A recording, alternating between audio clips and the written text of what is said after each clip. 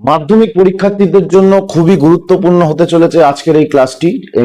India একটা বড় অংশ কিন্তু আমরা জানি মাধ্যমিকের সিলেবাসে রয়েছে। এছাড়াও ভারতের বিভিন্ন রাজ্য, তাদের রাজধানী এবং তাদের অবস্থান, তাদের যে ইউনিয়ন টেরিটরি গুলো রয়েছে ভারতের এবং তাদের প্রতিবেশী দেশগুলো ভারতের, এদের অবস্থানগুলো আমরা আজকের এই ভিডিওর মাধ্যমে খুব সুন্দরভাবে জানবো এবং কোন রাজ্যের কি স্পেশালিটি রয়েছে, পজিশন এবং আয়তনের দিক থেকে কোন রাজ্য বড় আছে ছোট আছে, এই সমস্ত বিষয়গুলো আজকের আমরা এই ভিডিওর মধ্যে জানবো। তাই খুবই গুরুত্বপূর্ণ হতে চলেছে, শুধুমাত্র মাধ্যমিক পরীক্ষা নয়, যে কোনো এক্সামের জন্য খুব গুরুত্বপূর্ণ ভারতের এই রাজ্য ভিত্তিক বিভিন্ন প্রশাসনিক দিকগুলি আমরা জেনে নিই। আমরা সবাই জানি যে এখন বর্তমানে ভারতের রাজ্য সংখ্যা হচ্ছে 28টি। এখানে আমরা ওপর থেকে যদি আসি, দেখতে পাচ্ছি যে প্রথমেই আমরা দেখতে পাচ্ছি, আমরা আগে পজিশনটা জানি যে ভারতের পজিশন অনুযায়ী ওয়ার্ল্ডের মধ্যে, পৃথিবীর মধ্যে আমরা জানি যে সপ্তম বৃহত্তম দেশ হচ্ছে ভারত। পৃথিবীর সব থেকে বড় দেশ হচ্ছে রাশিয়া। এশিয়ার মধ্যে অন্যতম জায়গা দখল করে রেখেছে আমাদের ভারত। এবং আমরা জানি যে ভারতের যে প্রতিবেশী দেশগুলো রয়েছে, উত্তর দিকে আমরা জানি এখানে চীন রয়েছে, এখানে রয়েছে চীন আছে। এবার চীনের তিব্বত অংশ এখানে অনেকটা জায়গা জুড়ে রয়েছে। এই জায়গায় আছে নেপাল, এটা হচ্ছে নেপাল। আমাদের ভারতের উত্তর দিকের আরো একটা গুরুত্বপূর্ণ দেশ হচ্ছে নেপাল। এই জায়গায় হচ্ছে ভুটান, এখানে হচ্ছে ভুটান। নেপাল, ভুটান, চীন, এদিকে বাংলাদেশ, এদিকে আছে মায়ানমার, এখানে আছে শ্রীলঙ্কা, এইদিকে আমরা দেখতে পাচ্ছি আফগানিস্তান, এদিক দিয়ে আফগানিস্তান এবং এই রিজিয়নটা হচ্ছে পাকিস্তান। তো এই প্রতিবেশী দেশগুলো এবং আমাদের ভারতের যে দুটো উপকূলীয় অঞ্চল রয়েছে, সেখানে আমরা আমাদের পূর্ব দিকে আছে বঙ্গোপসাগর বা বে অফ বেঙ্গল, এবং পশ্চিম দিকে আছে আরব সাগর। অর্থাৎ এই যে অংশটা টোটালটাই কিন্তু এর নিচটা সাগর, আরব সাগরের ঢেউ এইভাবে যাচ্ছে। এদিকে বঙ্গোপসাগর কিন্তু পুরো রিজিয়নটা জুড়ে, এবং এদিকে ভারত মহাসাগর একদম নিচের দিকে দক্ষিণ দিকে রয়েছে। তাহলে অবস্থানগতভাবে আমরা কিন্তু এই বিষয়গুলো দেখলাম। আমরা যে প্রতিবেশী দেশগুলো আমাদের অবস্থান বুঝলাম এবং কোথায় কোন সাগর আছে, কোথায় কোন মহাসাগর আছে। এবার আমরা আমাদের রাজ্য ভিত্তিক বিভিন্ন কনসেপ্ট গুলো ক্লিয়ার করব। আমরা জানি আয়তনের দিক থেকে সব থেকে বড় রাজ্য আমাদের ভারতবর্ষের রাজস্থান হচ্ছে সব থেকে বড় রাজ্য। এই রাজস্থানের বিশেষ বৈশিষ্ট্য কিন্তু ম্যাক্সিমাম এই রিজিয়নটায় মরুভূমি অঞ্চল রয়েছে, শুষ্ক জলবায়ু, সমুদ্র থেকে অনেক দূরবর্তী, চরম ভাবাপন্ন জলবায়ু, জনসংখ্যা খুব একটা বেশি নেই। এই রিজিয়নটা যেটা আছে, এখান থেকে জনসংখ্যা কমতে থাকছে, এইদিকে জনসংখ্যা একটু বেশি আছে পূর্ব দিকটা। উত্তরের এই পোর্শনটা, উত্তর পূর্ব দিক, দক্ষিণ পূর্ব দিক, এই রিজিয়নে জনসংখ্যা বেশি আছে। কিন্তু যত পশ্চিম দিকে যাওয়া যাবে, মরুভূমি, শুষ্ক জলবায়ু। আমরা এবার উত্তর দিকে দেখছি। আচ্ছা, সব থেকে বড় রাজ্য রাজস্থান, আর সব থেকে ছোট রাজ্য হচ্ছে গোয়া। আমাদের সব থেকে ছোট রাজ্য এই যে গোয়া, আরব সাগরের তীরবর্তী অঞ্চলে। গোয়া হচ্ছে আমাদের সব থেকে ছোট রাজ্য। তাহলে বড় রাজ্য আর ছোট রাজ্যের অবস্থান আমরা দেখলাম আমাদের ভারতবর্ষে। আমাদের রাজ্য, তাহলে বড় রাজ্য, আমাদের রাজ্য 13তম আয়তনের দিক থেকে। তাহলে আমাদের ভারতবর্ষের সব থেকে বড় রাজ্য রাজস্থান, সব থেকে ছোট রাজ্য হচ্ছে গোয়া। এছাড়া বিভিন্ন রাজ্যগুলো আমরা এবার আইডেন্টিফাই করব, তাদের অবস্থান জানবো, তাদের পাশে কোন রাজ্য আছে, তাদের রাজধানী কি আছে, এগুলো কিন্তু আমরা চিনে নেব। তো প্রথমে উপর থেকে আমরা দেখি যে এটা কিন্তু লাদাখ এখন বর্তমানে রাজ্য নয়, কেন্দ্রশাসিত অঞ্চল। লাদাখ যে জোনটা, এই জোনটা কিন্তু কেন্দ্রশাসিত অঞ্চলের মধ্যে পড়ছে। এবং এই যে লাদাখের যে রাজধানী, সে হচ্ছে লেহ। লয়কার হ দিতে পারি, হয় হসন্ত দিতে পারি, LEH ইংরেজিতে যদি আসে, LEH, লেহ। এটা হচ্ছে রাজধানী, লাদাখের রাজধানী লেহ। দুর্দান্ত পাহাড়ি অংশ রয়েছে, এখানে কারাকোরাম রেঞ্জ রয়েছে, লাদাখ জানি আমরা আমাদের ভারতের উচ্চতম মালভূমি এখানে রয়েছে লাদাখে, প্যাংগং হ্রদ রয়েছে। লাদাখের প্রাকৃতিক পরিবেশ দুর্দান্ত, নাতিশীতোষ্ণ জলবায়ু, অর্থাৎ এখানে টেম্পারেচার অনেক কম, দুর্দান্ত প্রাকৃতিক পরিবেশ। এর এই কেন্দ্রশাসিত অঞ্চল এই লাদাখের সাথে তাহলে আমরা দেখতে পাচ্ছি বাউন্ডারি রয়েছে চায়নার সাথে এই দিকের অংশটা। আমাদের ভারত এবং চীন এদের মধ্যে যে আন্তর্জাতিক সীমানা বা বর্ডার তার নাম হচ্ছে ম্যাকমোহন লাইন। ভারত এবং চীনের মধ্যে যে বাউন্ডারি লাইন সেটাকে বলা হচ্ছে ম্যাকমোহন লাইন। এবং ভারত এই লাদাখ রিজিয়নকে কেন্দ্র করে ভারত এবং চায়নার মধ্যে ইউএনও বা আন্তর্জাতিক যে আমাদের সংগঠন রয়েছে, অর্গানাইজেশন রয়েছে, সম্মিলিত জাতিপুঞ্জ, সেখান থেকে কিন্তু একটা সীমানা করেছে, সেটার নাম হচ্ছে আমরা জানি যে লাইন অফ অ্যাকচুয়াল কন্ট্রোল। অর্থাৎ লাদাখের সীমানাকে কেন্দ্র করে ভারত এবং চীনের মধ্যে যে বাউন্ডারিটা করা আছে সেটা হচ্ছে লাইন অফ অ্যাকচুয়াল কন্ট্রোল, অর্থাৎ LAC। এবার আমরা এদিকে দেখতে পাচ্ছি পরের যে কেন্দ্রশাসিত অঞ্চল, এই রিজিয়নটা জম্মু কাশ্মীর হিসেবে আগে রাজ্য ছিল, এখন এটা কেন্দ্রশাসিত অঞ্চল জম্মু কাশ্মীর। যে কেন্দ্রশাসিত অঞ্চল সেখানে কিন্তু রাজধানী দুটো, জম্মু কাশ্মীর কেন্দ্রশাসিত অঞ্চল, এখানে কিন্তু রাজধানী দুটো আছে। অর্থাৎ এখানে ঠান্ডার সময় একটু নিচের দিকে দক্ষিণের দিকে চলে আসে, কারণ বরফ প্রচুর পড়ে, তাই ঠান্ডার সময় ওরা জম্মুর দিকে চলে আসে, আর গরমের সময় কিন্তু ওরা শ্রীনগরের দিকে চলে যায়।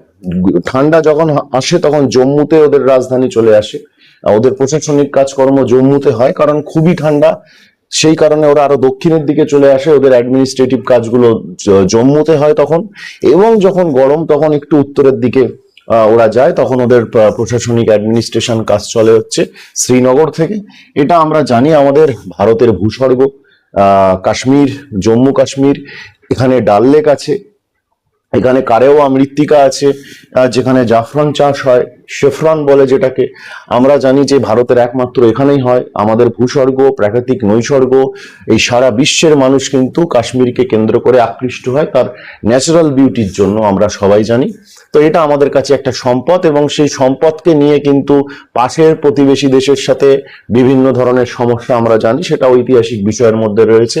সেজন্য এখানে একটা বাউন্ডারি, ভারত এবং পাকিস্তানের মধ্যে কিন্তু একটা বাউন্ডারি রয়েছে, যে বাউন্ডারিটা নাম হচ্ছে র্যাটক্লিফ লাইন। যখন 1947 খ্রিস্টাব্দে ভারত ভাগ হয়েছিল, তখন কিন্তু পূর্ব পাকিস্তান, পশ্চিম পাকিস্তান এদের যে সীমানা, ভারতের সাথে বাউন্ডারি যেটা করা হয়েছিল সেটাকে বলা হচ্ছে র্যাটক্লিফ লাইন। কিন্তু এই র্যাটক্লিফ লাইন সীমানা হওয়ার পরেও এই দেশের একটু মনে হলো যে জম্মু কাশ্মীরে আমাদের এত ভালো জায়গা, ওখানে আমাদের আরেকটু জমি লাগবে। তো ওরা কিন্তু আমাদের জম্মু কাশ্মীরে অ্যাটাক করেছিল। জম্মু কাশ্মীর যেহেতু ভারতের সাথে যুক্ত হতে চায়নি প্রথমের দিকে, ওরা আলাদা একটা শাসিত রাজ্য বা দেশ কিছু একটা বলেছিল, সেখানে ওখানকার রাজা কিন্তু পরবর্তীকালে যখন পাকিস্তান অ্যাটাক করলো, তারপর কিন্তু ওরা ভারতের কাছে সাহায্য প্রাপ্ত চেয়েছিল, এবং ম্যাক্সিমাম জায়গাটা তখন আমাদের সর্দার বল্লভভাই প্যাটেলের নেতৃত্বে তখন কিন্তু ম্যাক্সিমাম জায়গা আমাদের ভারতবর্ষে যুক্ত হয়। তারপরে কিন্তু এই যে মানে এদের দেশের মানে প্রতিবেশী দেশের সাথে যে ঝামেলাটা ওই কাশ্মীরকে কেন্দ্র করে, তখন কিন্তু ইউএনও থেকে নতুন আরেকটা সীমানা দেওয়া হলো, যেটাকে বলা হচ্ছে লাইন অফ কন্ট্রোল। অর্থাৎ জম্মু কাশ্মীরকে কেন্দ্র করে ভারত কাশ্মীরকে কেন্দ্র করে ওরা যে কাশ্মীরের কিছুটা অংশ দখল করেছিল, সেটা আজাদ কাশ্মীর নাম দিয়েছিল। এই আজাদ কাশ্মীর এবং আমাদের কাশ্মীরের এই যে বাউন্ডারি লাইনটা, সেটা হচ্ছে লাইন অফ কন্ট্রোল, LOC নাম দেওয়া হয়েছে। তাহলে জম্মু কাশ্মীর এটা কেন্দ্রশাসিত অঞ্চল, বর্তমানে সেন্ট্রাল গভর্নমেন্ট দ্বারা কন্ট্রোল হয়, এটা রাজ্যের মর্যাদা নেই। 370 ধারা ছিল আমরা জানি, সেটা কিন্তু সেই 370 যেটা তুলে দেওয়া হয়েছে। আমরা জানি যে এই রিজিয়নটা আছে আমাদের প্রশাসনিক দিক থেকে, এখান থেকে কোশ্চেন আছে, এখান থেকে আফগানিস্তান আছে। আফগানিস্তান আর ভারতের মধ্যে যে বাউন্ডারি লাইন সেটা হচ্ছে Durand line. Durand line, Bharat এবং আফগানিস্তানের মধ্যে যে বর্ডার লাইন আছে সেটা কিন্তু ডুরান্ড লাইন। তো এই যে লাইন অফ অ্যাকচুয়াল কন্ট্রোল, অর্থাৎ লাদাখকে কেন্দ্র করে চীন এবং ভারতের মধ্যে রয়েছে, এলওসি অর্থাৎ লাইন অফ কন্ট্রোল পাকিস্তানকে কেন্দ্র করে, কাশ্মীরকে কেন্দ্র করে পাকিস্তান এবং ভারতের মধ্যে সীমানা রয়েছে। এরপরে আমরা চলে আসছি নিচের দিকে, পাশে আমরা দেখতে পাচ্ছি যে হিমাচল প্রদেশ এবং উত্তরাখণ্ড দুটো দুর্দান্ত মানে রাজ্য আমাদের। হিমাচল প্রদেশের ন্যাচারাল বিউটি দুর্দান্ত, হিমাচল প্রদেশের রাজধানী কিন্তু সিমলা, এবং পাশেই উত্তরাখণ্ড, সে কুমায়ুন হিমালয়ের অন্তর্গত। আমরা জানি এখানে গঙ্গোত্রী হিমবাহ রয়েছে, এখানে যমুনোত্রী হিমবাহ রয়েছে, এবং আনডুলেটিং দুর্দান্ত প্রাকৃতিক সৌন্দর্য, পাহাড় পর্বতে ঘেরা, মানে ভারতের সব থেকে বেশি পাহাড় পর্বত যদি রিজিয়ন, এটা উত্তরাখণ্ডেই আমরা দেখতে পাবো। প্রচুর পরিমাণে পাহাড় পর্বত, উঁচু উঁচু নন্দা দেবী ত্রিশূল থেকে শুরু করে উঁচু উঁচু পাহাড় পর্বত সব কিন্তু এই উত্তরাখণ্ডে রয়েছে। পবিত্র জলধারার উৎপত্তি যদি আমরা দেখি যে এখানেই কিন্তু উত্তরাখণ্ডেই রয়েছে। উত্তরাখণ্ডের ন্যাচারাল বিউটি সেটা আমরা জানি, সে মানে এত সুন্দর সেখানে প্রাকৃতিক পরিবেশ রয়েছে। উত্তরাখণ্ডের রাজধানী কিন্তু দেহরাদুন, দেহরাদুন হচ্ছে উত্তরাখণ্ডের রাজধানী। হিমাচল প্রদেশের রাজধানী হচ্ছে সিমলা, উত্তরাখণ্ডের রাজধানী হচ্ছে দেহরাদুন। এই পাশে আমরা দুটো রাজ্য পাচ্ছি, এই যে দুটো রাজ্য, একটা হচ্ছে পাঞ্জাব, একটা হচ্ছে হরিয়ানা। পাঞ্জাবে কিন্তু র্যাডক্লিফ লাইন রয়েছে, অর্থাৎ পাঞ্জাবে এই যে পাঞ্জাব প্রদেশ, এই পাঞ্জাব প্রদেশ অনেক বড় প্রদেশ ছিল স্বাধীনতা আগে। সেই পাঞ্জাব প্রদেশের মিডিল দিয়ে বাউন্ডারি গেছে র্যাডক্লিফ লাইন, সেজন্য পাকিস্তানেও পাঞ্জাব বলে একটা প্রদেশ আছে, এবং আমাদের ভারতে পাঞ্জাব, আমাদের পাঞ্জাব। তো এই পাঞ্জাব অঞ্চলটা চাষের দিক থেকে অসাধারণ, দুর্দান্ত চাষ হয় এখানে। কেন? কারণ এখানে সিন্ধু নদীর উপনদীগুলো, 5টা উপনদী, পাঞ্জাব যে নামটা হয়েছে পঞ্চ আব বা পাঁচটা নদী, এখানে সিন্ধুর যে উপনদীগুলো আছে, শতদ্রু আছে, ইরাবতী আছে, বিপাশা আছে, বিতস্তা আছে, এই যে নদীগুলো, চন্দ্রভাগা আছে, এই যে নদীগুলো, এই নদীগুলো নিয়ে কিন্তু পলি সমৃদ্ধ এই অঞ্চল পাঞ্জাব তৈরি করেছে।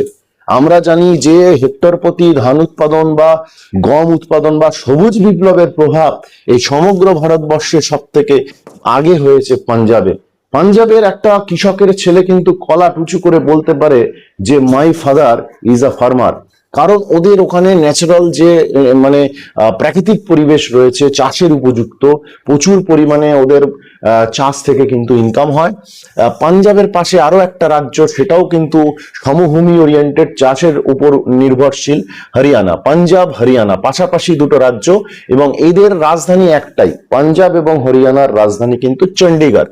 চণ্ডীগড় ইটসেলফ, এটা কিন্তু ইউনিয়ন টেরিটরির মধ্যে পড়ছে, কেন্দ্রশাসিত অঞ্চলের মধ্যে পড়ছে, এবং চণ্ডীগড়ের রাজধানী চণ্ডীগড়, চণ্ডীগড় পাঞ্জাবের রাজধানী, চণ্ডীগড় হরিয়ানার রাজধানী। তাহলে একটা জায়গা, একটা শহর দিল্লির কাছেই আছে চণ্ডীগড়, সে কিন্তু এতগুলো রাজ্যের, মানে দুটো রাজ্য প্লাস কেন্দ্রশাসিত অঞ্চলের রাজধানী এক। তাহলে দিল্লির পরে খুব গুরুত্বপূর্ণ একটা প্রশাসনিক ইউনিট বলা যেতে পারে চণ্ডীগড়কে। চণ্ডীগড় কিন্তু পাঞ্জাবের রাজধানী হিসেবে কাজ করছে, হরিয়ানার রাজধানী হিসেবে কাজ করছে, আবার কিন্তু চণ্ডীগড় হচ্ছে কেন্দ্রশাসিত অঞ্চল হিসেবে সেও তার রাজধানী হিসেবে কাজ করছে। পাশেই আমরা দেখতে পাচ্ছি যে হরিয়ানার পাশে, ইউপির পাশে, একসাথে একেবারে মিডিলে রয়েছে দিল্লি, আমাদের ভারতের রাজধানী প্লাস কেন্দ্রশাসিত অঞ্চলের মধ্যে পড়ছে, আর নিউ দিল্লি রাজধানী রয়েছে। তো এই রিজিয়নগুলো, এই জায়গাটা অ্যাডমিনিস্ট্রেটিভ ভাবে কিন্তু খুব গুরুত্বপূর্ণ। একেবারে ভারতের, মানে এখান থেকে পুরো ভারতে কিন্তু অ্যাডমিনিস্ট্রেশন ছড়িয়ে রয়েছে, এটা এখান থেকে পুরো প্রশাসনিক ইউনিট কন্ট্রোল হচ্ছে। এই রিজিয়নটা খুব গুরুত্বপূর্ণ। দিল্লি, দিল্লির পাশে আমাদের ভারতের জনবহুল রাজ্য, সব থেকে জনসংখ্যা বেশি হচ্ছে উত্তরপ্রদেশে। উত্তরপ্রদেশের রাজধানী হচ্ছে লখনৌ, উত্তরপ্রদেশের রাজধানী হচ্ছে লখনৌ। উত্তরপ্রদেশের জনসংখ্যা আমাদের ভারতের মধ্যে থেকে সবচেয়ে বেশি। উত্তরপ্রদেশ একটা সমভূমি অঞ্চল, এখান থেকে গঙ্গা নদী নেমে আসছে, গঙ্গা নদী এই উত্তরাখণ্ডের এখান থেকে নেমে এসে গঙ্গা নদী, আমরা জানি যে গঙ্গা নদী এইভাবে মানে ইউপি দিয়ে বিহারে পাটনার পাশ দিয়ে পশ্চিমবঙ্গ দিয়ে বাংলাদেশে ঢুকেছে। তাহলে এই রিজিয়নে গঙ্গা এবং তার উপনদী শাখা নদী পুরোটাই কিন্তু পলিগঠিত সমভূমি তৈরি করেছে। প্রচুর পরিমাণে এখানে কিন্তু জনসংখ্যা আছে। আমরা জানি যে আমাদের ভারতের সবচেয়ে বেশি জনসংখ্যা উত্তরপ্রদেশে। উত্তরপ্রদেশে গম চাষ সবচেয়ে ভালো হয়। কেন চাষ হবে না? পলিসমৃদ্ধ মাটি, নাতিশীতোষ্ণ জলবায়ু, খুব বেশি গরম যে তা নয়, কারণ উত্তর দিকে যত আমরা যাচ্ছি কর্কটক্রান্তি রেখার উত্তরের দিকে আছে, একটু হলেও টেম্পারেচার কম আছে, প্লাস পলি সমৃদ্ধ মাটি, প্রচুর পরিমাণে গম চাষ হয়, প্রচুর পরিমাণে আখ চাষ হয়। এই রিজিয়নে জনসংখ্যা প্রচুর বেশি এবং ডেভেলপড একটা স্টেট বলা যেতে পারে উত্তরপ্রদেশ।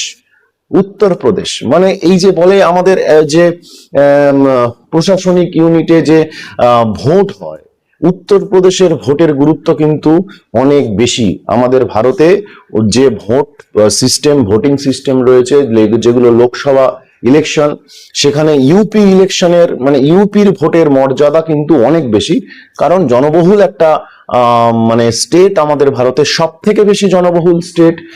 তার পাশে রয়েছে বিহার।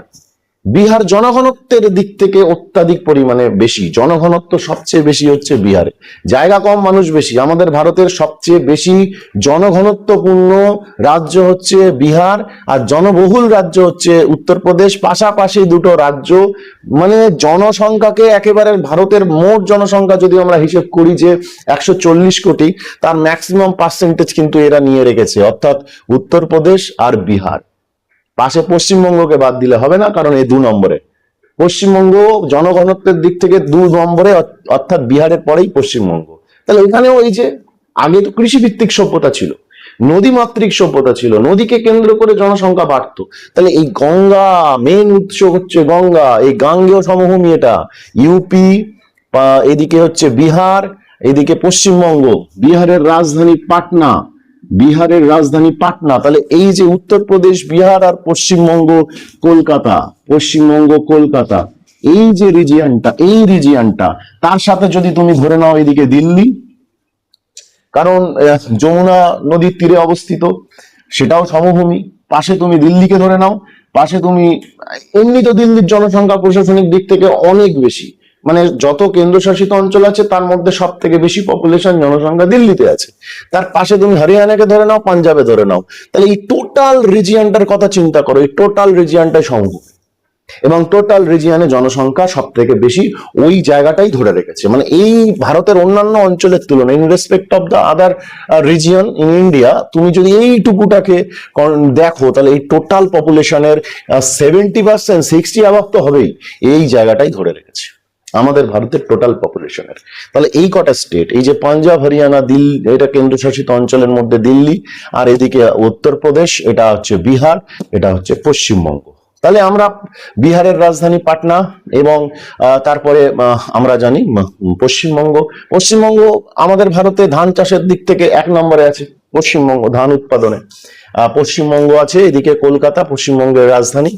এইবার আমরা এই দিকটাকে চলে যাই, অর্থাৎ পাহাড়ি অঞ্চলগুলো। পশ্চিমবঙ্গের উপরে দার্জিলিং হিমালয় আছে, তার উপরে এই যে হিমালয়ের অংশ, অর্থাৎ এই রিজিয়নটা তো হিমালয় আসছে এইভাবে, এই টোটাল রিজিয়নটা তো হিমালয়ের মধ্যে পড়ছে, অর্থাৎ নেপাল, নেপালে হিমালয়ের অনেক পাহাড় পর্বত রয়েছে, এদিকে উত্তরাখণ্ড রয়েছে। এই যে টোটাল রিজিয়ন, ভুটান থেকে শুরু করে, সিকিম থেকে শুরু করে অরুণাচল পর্যন্ত, এই টোটাল রিজিয়ন হিমালয় পর্বত অধ্যুষিত অঞ্চল। তাহলে আমাদের ভারতের অসাধারণ একটা প্রাকৃতিক দৃশ্য রয়েছে। তো এখানে দেখতে পাচ্ছি সিকিম, সিকিমের জনসংখ্যা সবচেয়ে কম, সিকিমের জনসংখ্যা সবচেয়ে কম, যেহেতু পাহাড়ি অঞ্চল, সেখানে সুযোগ সুবিধা কম, পরিবহন ব্যবস্থা ভালো না, চাষবাস ভালো হয় না, পাহাড়ি অঞ্চল পর্যটনের উপরই বেশি ডিপেন্ড করে থাকে। সিকিমের জনসংখ্যা সবচেয়ে কম, সিকিমের রাজধানী হচ্ছে গ্যাংটক, সিকিমের রাজধানী গ্যাংটক।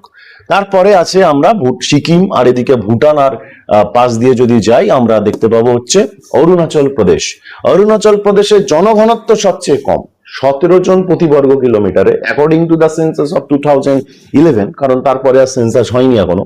তাহলে এই যে 17 জন প্রতি বর্গ কিলোমিটারে বাস করে অরুণাচল প্রদেশ, সেখানেও সেম অবস্থা, চাষবাস খুব একটা হয় না, পাহাড়ি অঞ্চল, পার্বত্য অঞ্চল অধ্যুষিত, সেখানে জনগণের সুযোগ সুবিধা অনেক কম, পরিবেশ খুব একটা ভালো নয়, পাহাড়ি অঞ্চলে যেমন ভাবে থাকে সেখানে অর্থনৈতিক উন্নয়ন খুবই কম। তাহলে এই রিজিয়নটা হচ্ছে তোমার অরুণাচল প্রদেশ, অরুণাচল প্রদেশের রাজধানী হচ্ছে ইটানগর। অরুণাচল প্রদেশের রাজধানী ইটানগর। আর এটা আমরা বিশেষভাবে কি জানলাম, যে এখানে হচ্ছে তোমার জনঘনত্ব সবচেয়ে কম আমাদের সমগ্র ভারতবর্ষের যত রাজ্য আছে। তারপরে আমরা এই পাহাড়ি অঞ্চল, যেহেতু এখান থেকে হিমালয়টা সিনটেক্সচুয়াল বেন্ট নিয়েছে, অর্থাৎ এইভাবে বাঁক নিয়েছে, এখানে যে পাহাড়ি অঞ্চলগুলো আছে, তারপরে নাগাল্যান্ড আছে। নাগাল্যান্ডের রাজধানী হচ্ছে কোহিমা। নাগাল্যান্ডের রাজধানী কোহিমা। তারপরে আছে মণিপুর। মণিপুরের রাজধানী হচ্ছে ইম্ফল। মণিপুর ইম্ফল। তারপর মিজোরাম। মিজোরামের রাজধানী হচ্ছে আইজল। মিজোরামের রাজধানী আইজল। এই যে রাজ্যগুলো সবই পাহাড়ি অঞ্চল, অর্থনৈতিক দিক থেকে এরা অনেকটাই পিছিয়ে, চাষবাস খুব ভালো হয় না, অন্যান্য ইকোনমিক্যাল কন্ডিশন খুব একটা ভালো নয়। এই পাহাড়ি অঞ্চলগুলো অর্থাৎ অরুণাচল প্রদেশ, এইদিকে আসছি আমরা নাগাল্যান্ড, তারপরে মণিপুর, তারপরে মিজোরাম, আর এইদিকে আমরা নিয়ে নিচ্ছি বাংলাদেশের পাশে বাংলা বলা একটা রাজ্য ত্রিপুরা। ত্রিপুরা, ত্রিপুরার রাজধানী হচ্ছে আগরতলা। ত্রিপুরার রাজধানী আগরতলা। এই যে ত্রিপুরা, ঠিক আছে। তাহলে ত্রিপুরাকে পেলাম আমরা, ত্রিপুরার রাজধানীকে পেলাম, যে বাংলাদেশের কোলে এই জায়গায় আছে ত্রিপুরা। এই দিক থেকে যদি আমরা উপরে উঠি মেঘালয়কে পাবো। মেঘালয়, মেঘালয় যে বাংলাদেশের একটা ঘাড়ের পোর্শন, এই পোর্শনে রয়েছে, এই রিজিয়নে মেঘালয় রয়েছে। তাহলে মেঘালয়ের রাজধানী হচ্ছে শিলং। মেঘালয়ের রাজধানী শিলং। তাহলে আমরা মেঘালয়কে পেলাম, মেঘালয়ের রাজধানী পেলাম। এই বাউন্ডারি দিয়ে যে রাজ্যগুলো আছে তাদেরকে পেলাম হচ্ছে আমরা অরুণাচলকে পেলাম, অরুণাচল প্রদেশ। আমরা পেলাম হচ্ছে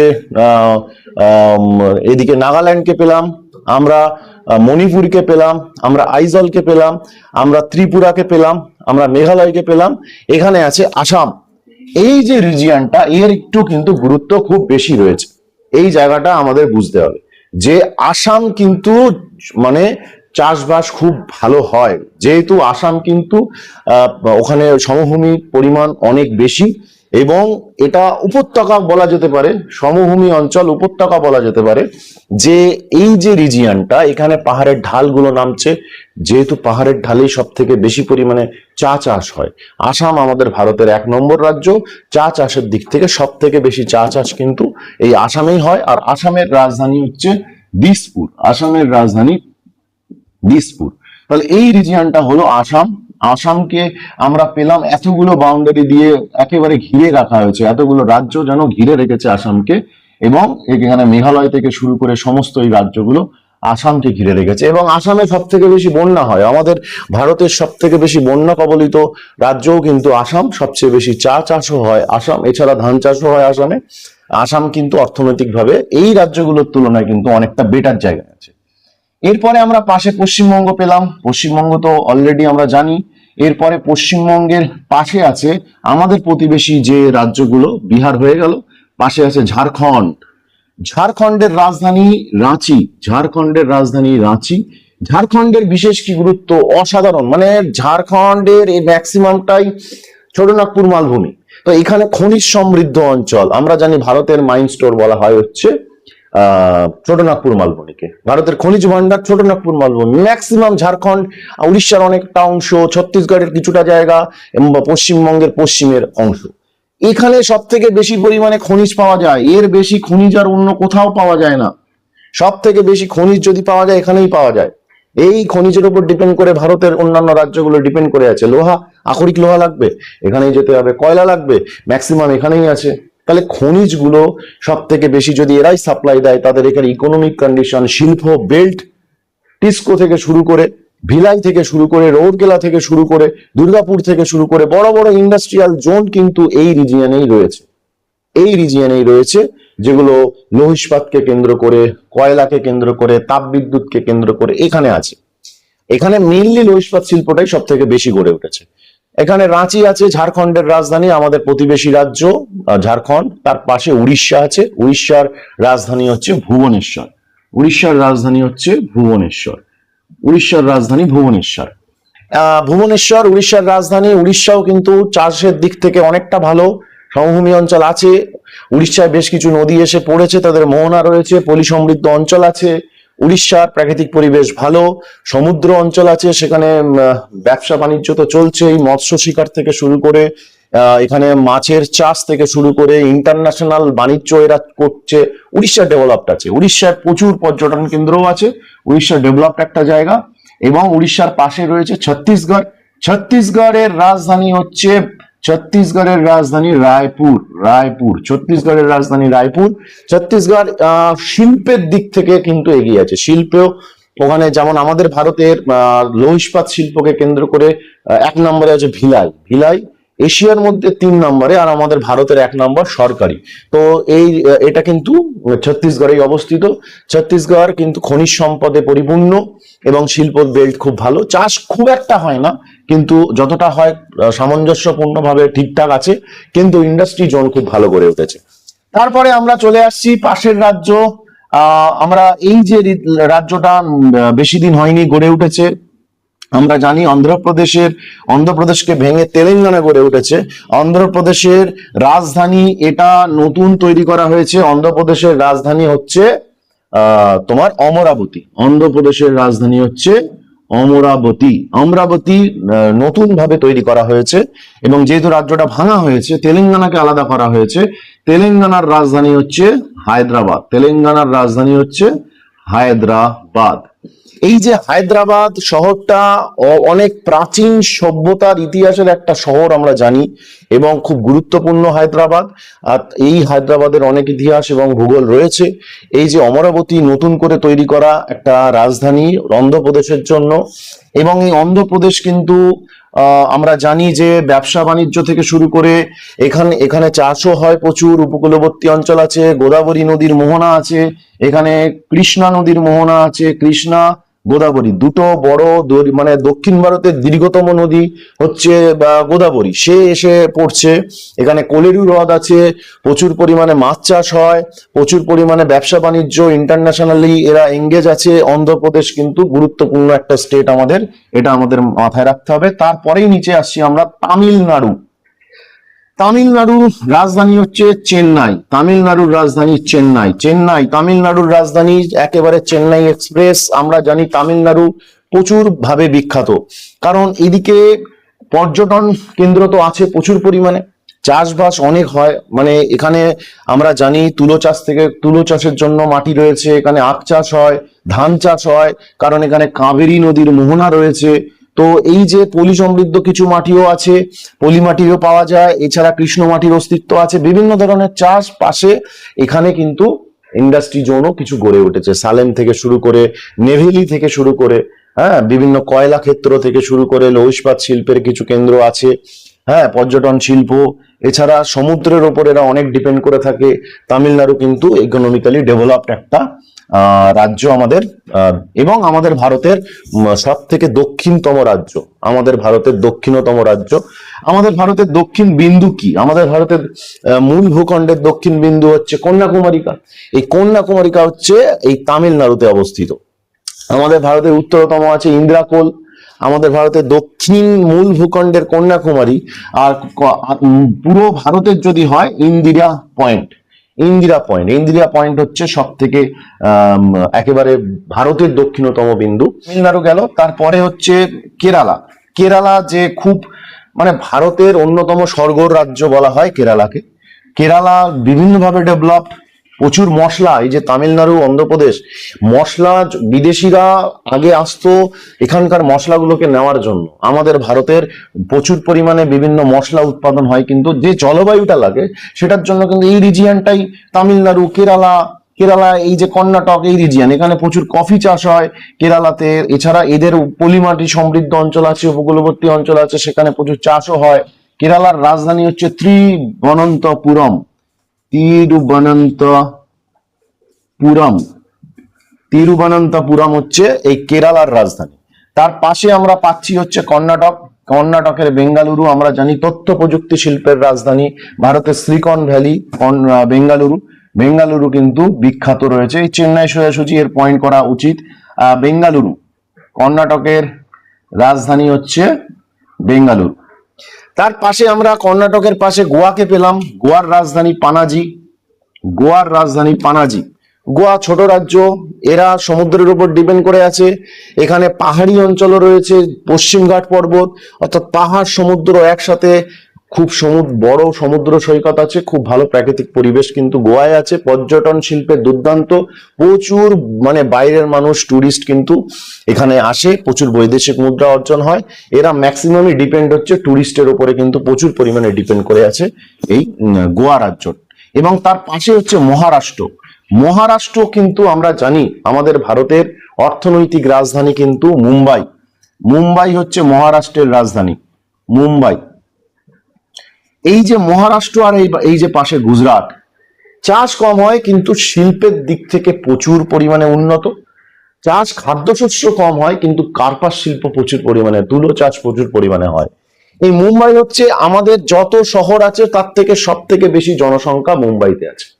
মুম্বাই জনসংখ্যার দিক থেকে সবচেয়ে বেশি, অর্থনৈতিক রাজধানী, আমাদের ভারতের প্রবেশদ্বার। এই যে পশ্চিম দিক থেকে যে পশ্চিমী বা পাশ্চাত্য দেশগুলো আছে, সেই পাশ্চাত্য দেশগুলো কিন্তু এই মুম্বাই বন্দর থেকে কিন্তু আমাদের ভারতে প্রবেশ করত আগেকার সময়। এই জন্য কিন্তু দ্য গেটওয়ে অফ ইন্ডিয়া বলা যেতে পারে, আমাদের ভারতের প্রবেশদ্বার বলা যেতে পারে মুম্বাইকে।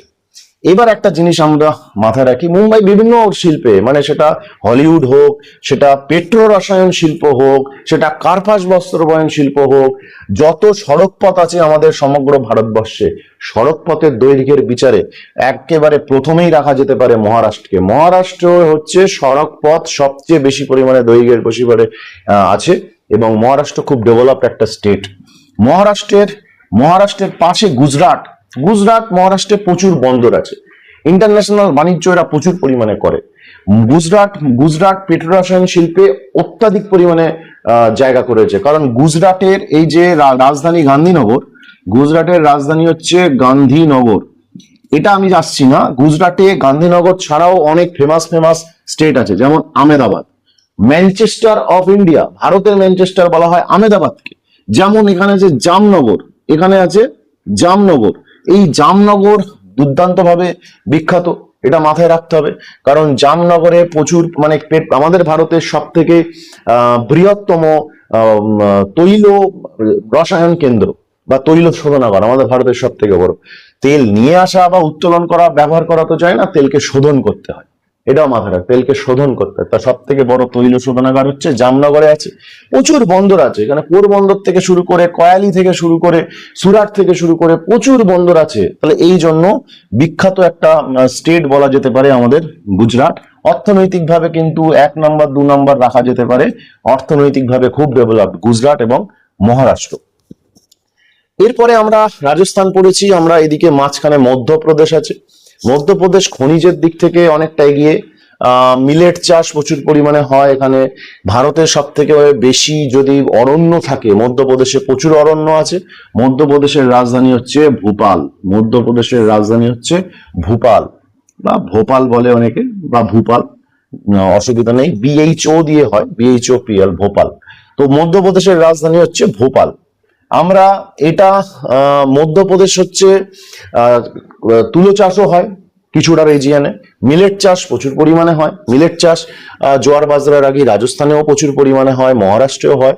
এই যে রিজিয়নটা খনিজ সম্পদ আছে খনিজ সম্পদ প্রচুর পরিমাণে, তো রিজিয়নটা কিন্তু শিল্পের দিক থেকে অনেকটা গুরুত্বপূর্ণ একটা জায়গায় আছে। তো মোটামুটি আমরা দেখলাম যে ভারতের বিভিন্ন রাজ্যগুলো আমরা চিনলাম।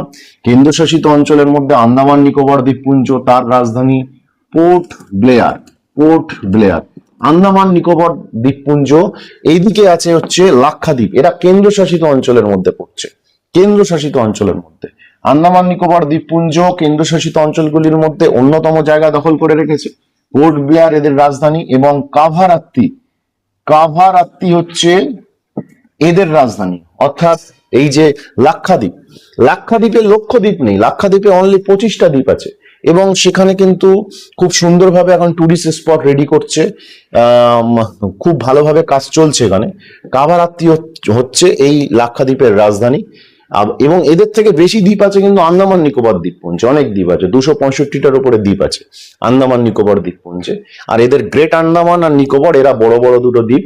এখানে জনজাতি আছে প্রচুর, জনসংখ্যার দিক দিয়ে তুলনামূলকভাবে কম জনঘনত্ব, কারণ এখানে জারোয়া প্রজাতির কিছু মানুষ বাস করে। এখানে অন্যান্য আমরা টুরিস্ট স্পট প্রচুর রয়েছে। এছাড়া এই দিক থেকে মৎস্য শিল্প গড়ে উঠেছে, যেহেতু এটা সমুদ্রের উপরে আছে, মৎস্য শিল্পের উপরে এরা ডিপেন্ড আছে। এছাড়া যেমন দাদরা নগর হাভেলি, দমন দিউ, এরা আছে, এরা কেন্দ্রশাসিত অঞ্চলের মধ্যে পড়ছে। এই যে কেন্দ্রশাসিত অঞ্চলগুলো যেমন লাদাখ, জম্মু কাশ্মীর, এদিকে দাদরা নগর হাভেলি, দমন দিউ, এদিকে হচ্ছে কাভারাত মানে আমাদের লাক্ষাদ্বীপ, এদিকে হচ্ছে আন্দামান নিকোবর দ্বীপপুঞ্জ, এইগুলো কিন্তু আমাদেরকে পড়তে হবে, এদের রাজধানীগুলো পড়তে হবে। এবং এই সমগ্র স্টেটগুলোর একটা আইডিয়া কিন্তু আমরা ভিডিওটার মাধ্যমে পেলাম। এরপরে যে পার্টগুলো আমরা বোঝাবো, অর্থাৎ ভারতের রাজ্য রাজধানী প্রশাসনিক বিষয়গুলো আইডিয়া হলো, তার ভূপ্রকৃতি, ভারতের ভূপ্রকৃতি, সেই ভূপ্রকৃতির ভাগগুলো কি কি আছে, কোথায় পার্বত্য অঞ্চল, কোথায় মালভূমি অঞ্চল, সমভূমি অঞ্চল, এগুলো আমাদের জানতে হবে। সেগুলো থেকে কি কোয়েশ্চেন্স গুলো রয়েছে, কোথায় পার্বত্য অঞ্চল রয়েছে, এটা পরের ভিডিওতে আমরা আলোচনা করব। পরপর এই ভারতের সিরিজগুলো চলতে থাকবে। অর্থাৎ ভারত আমাদের সিলেবাসের ম্যাক্সিমাম জায়গা দখল করে রেখেছে, সেটা মাধ্যমিক সিলেবাস হোক আর চাকরির পরীক্ষা হোক, ভারত থেকে কোশ্চেন আসবেই। তাহলে ভারতের পরপর সিরিজগুলো আমরা একের পর এক নিয়ে আসতে চলেছি। শুরু করলাম আমরা ভারত, 8°4' আমাদের এই কন্যাকুমারী যে আছে তার অক্ষাংশ, এবং এইদিকে 6°45 বা 46 মতো ইন্দিরা পয়েন্টের অক্ষাংশ। এরপরে আমরা প্রাকৃতিক পার্টে চলে যাব এরপরের সিরিজে। তো পরের সিরিজগুলো এইভাবে আমাদের আসবে যে ভূপ্রকৃতির ভাগগুলো, তারপরে নদ নদীর ভাগগুলো পরপর আসবে, তারপর জলবায়ুতে ঢুকবো আমরা, এইভাবে প্রাকৃতিক গুলো মাটি, স্বাভাবিক উদ্ভিদ, তারপর অর্থনীতিকে ঢুকে যাব, চাষবাস থেকে শুরু করে শিল্প, জনসংখ্যা, পরিবহন ব্যবস্থা, পরপর সিরিজগুলো আসবে। আর আশা করি পুরো ডিটেলসে আমরা রিপ্রেজেন্ট করতে পারবো, এবং কোনো অসুবিধা থাকবে না। ইম্পর্টেন্ট কোয়েশ্চেন সাজেস্টিভ গুলো আলোচনা করা হবে এবং কনসেপচুয়াল প্রশ্ন আলোচনা করা হবে। এইখান থেকে যে আলোচনাগুলো হলো আমাদের ভারতের প্রশাসনিক ভাগ, এইগুলো কিন্তু খুব সুন্দর করে তৈরি করে নিতে হবে। ঠিক আছে, সকলকে ধন্যবাদ, দেখা হচ্ছে পরের ভিডিওতে।